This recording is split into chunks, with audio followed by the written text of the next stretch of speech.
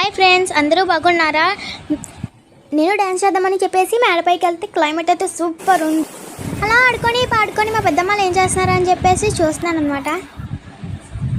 Next dance అది వేయాల్సిన dance అది వేసేసి ఇలా ఎంజాయ్గా అటు ఇటు తిరుగుతున్నాను అనమాట.